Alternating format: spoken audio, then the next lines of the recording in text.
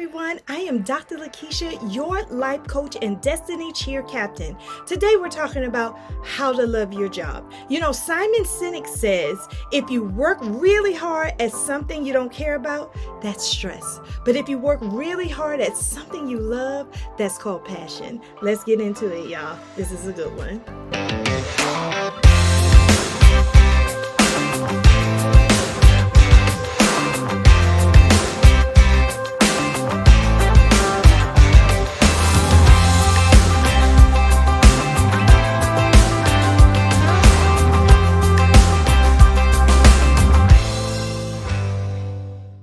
I know you're like, how in the world am I going to love a job I actually hate? Well, I am going to give you some information that may turn your job that you hate into the job that you love. I am a certified life coach and your destiny cheer captain. If you are new here, welcome. Make sure you like, subscribe, and click that notification bell so you won't miss any videos. If you are returning, hello there. Today we are talking about how to love your job. I mean, how do I love a job that I absolutely hate? Now, disclaimer, if you hate your job after everything that I've said and tried to implement everything that I've said, then it may be time for you to look for a new job. However, if you can take what I say and apply it to the job that you're on, you're going to see a difference. The first thing I want to tell you is that before you can love your job, you have to love yourself. Before you can love your job, you have to know yourself.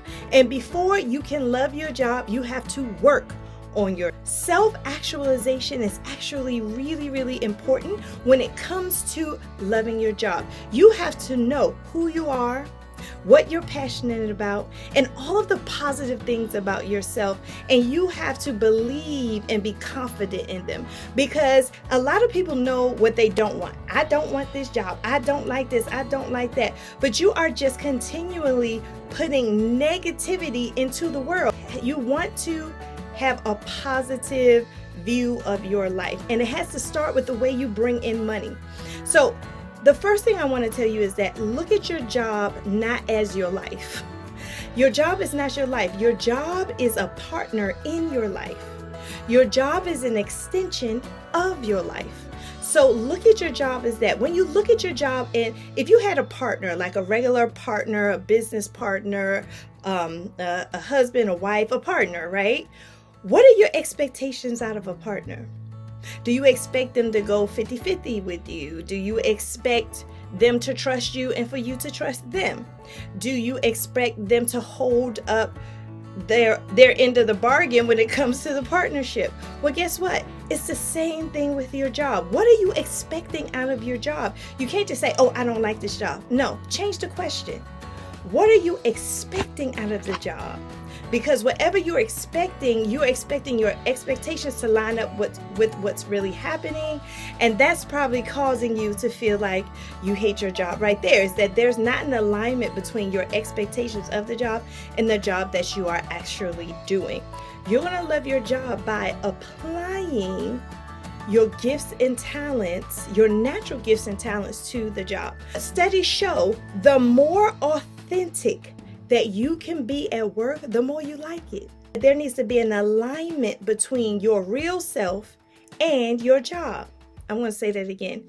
You need to have alignment between your real self and your job. If your alignment is close, the closer your alignment, the happier you are.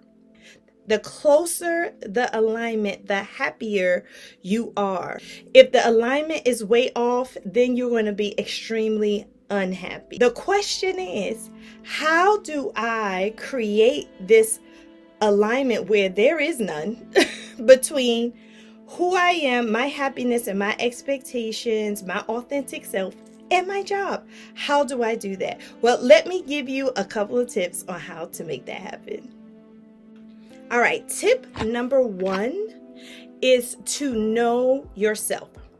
What are your gifts? What are your passions? Get a piece of paper out, write it down. These are my gifts. These are my talents. This is my passion. This is what I love to do. If nobody paid me anything, what would I do? that gives you a clue as to what you love to do. And so once you have that written down, the next step is to write your goals. Okay, since I know my gifts, my talents, my likes, my the thing that I would do without getting paid, the thing that I already do without getting paid. Now do I know that? Now, what am I going to be doing with that gift and talent in 5 years? Sometimes when I ask these questions, people don't know. And 5 years is around the corner. So if you don't know what you're doing in 5 years, that's a problem. If you don't think about what you're doing in 5 years, you may think you're going to be at a miserable place for 5 years. That causes you to hate your job too. When you have a fixed mindset about it's always going to be like this. It's always going to be like this. So in 5 years, you can't even think about yourself being different or your job being different. So where are you going to be in 5 years? You have to answer that question. Right now, I am galvanizing community here on YouTube, on the internet with my free workshops. By the way, I have a free workshop coming up February 22nd. It's called Cash Envelope System 101. If you want to get your coins together in a very fun way, then you might want to come to that. Make sure you click the link below. Now you are going to look at your job. Look at all the things that you do at your job. Write all those things down. And then you're going to draw a line from your gifts and talents to the things that you do at your job. And the more lines you draw, the more you can love your job. You just need to start applying your gifts and talents to the things that you do at your job. A lot of us, we separate our job. We say, I'm not doing all this for the job. But in order for you to be happy, you need to understand who you are. I want you to say it to yourself. Self, how can I apply my gifts and talents to my job? Write it down. Write it down. And starting tomorrow, I want you to start doing the things that you love, or being your authentic self, or sharing your gifts and talents little by little, incrementally at your job. And guess what? Nobody at your job needs to know you're doing this. This can be between yourself and your situation. Some things are just for you and your situation only, for nobody else. So don't tell anybody that you're doing this. Just try to do this, because what you're trying to do is get out of a rut. A lot of us are in a rut with our jobs. It's very high stress. It's very miserable. It's very unfulfilling. And so this is your way of trying to be fulfilled at your job. So I want you to try that. The next thing is to look for autonomy in your work. Autonomy and control. Control has gotten a bad rap because some people are controlling. Now, there's a difference from being in control and being controlling. You want to make sure that you are in control of what you need to be in control of at your job for you to feel a sense of self. We hate our job because we feel like we can't make decisions and we can't control things. So make a plan. I would write out a plan how to be more autonomous at my job. What is a plan for me to take something, control it, so people can see that I am capable and able to do this thing. Now, some of us at our jobs are leaders and generalists, and some people at our jobs are specialists, and they go really deep with one thing. Whether you are a generalist or a specialist, it really doesn't matter how much control you have. You just need to get enough control where you can feel good about what you do at your job by the end of the day. The last thing I want to say is to work on the people at your job. So I just gave you like all the things that you can work on. The last thing I want to say to make you really fall in love with your job is to work on the people. Now, this dynamic is very complex because some of us have people we don't like on our jobs. Sometimes we have a boss we don't like, or we have employees or colleagues we don't like. Try to build relationships. Somebody has to start in a relationship where trust is being built. Somebody has to start that trust process, and I want that to be you. If you want to fall in love with your job, start the trust process with people who don't know you or you don't know them. people who you deem is maybe difficult to work with, try to get a little closer to them, because the more you understand them, the better. A lot of jobs, I like what they do is they do assessments. They do work assessments. So your way of work, if it's different from my way of work, that knowledge is important, and we'll know how to work with each other. We'll know our pain points with each other and everything. So if your job provides you like the DISC assessment or the Working Genius assessment, I suggest you take those, have your colleagues take those, and then you can learn more about each other. All those things are built there for you to build trusting relationships, because nobody wants to be at a job where you don't trust anybody, you can't take criticism, and you're afraid to make a mistake. You should be able to feel free to make mistakes. You should be able to get feedback that makes you better, okay? So if you are at a job where you're constantly being put down because you're making mistakes and you're constantly giving negative feedback, that is when you have to really reevaluate, and you may have to leave that situation. But if that's not the case, if you can really try to build relationships, then building relationships gives you grace. It gives you grace for making mistakes. It gives you grace for giving and receiving feedback. So trust is a big factor in loving your job. Get into the people aspect of your job. Even if you're a specialist and you want to stay in your little cubicle and you don't want to talk to anybody, do something different, do something new, challenge yourself, and go out and make relationships with the people you work with.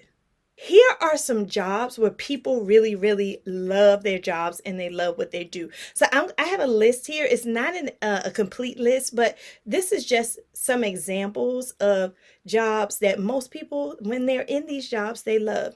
And I'm looking at my notes here.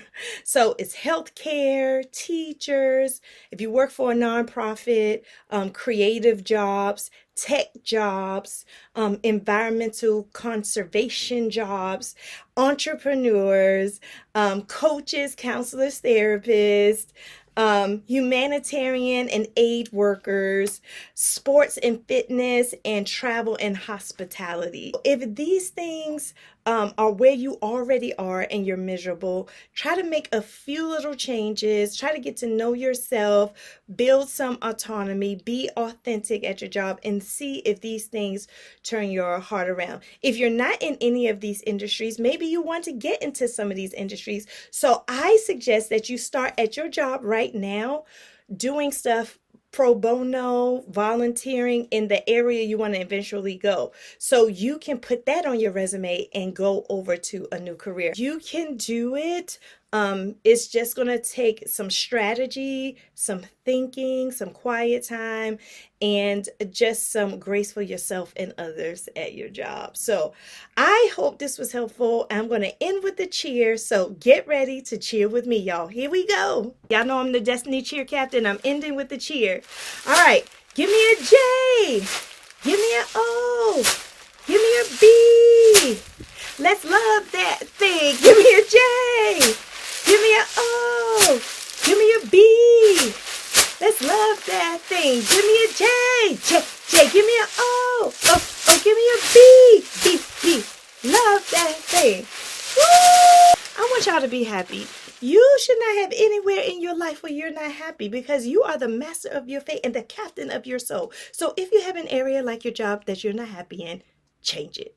All right, y'all. I gave you permission. Now it's time for me to go. Thank you so much for watching. Make sure you click that notification bell and subscribe for more videos like this. And I'll see you in the next video. Until next time, make sure you are doing right by yourself, and know that I'm always here to cheer you on to a great destiny. All right, y'all. Talk to you later. Bye.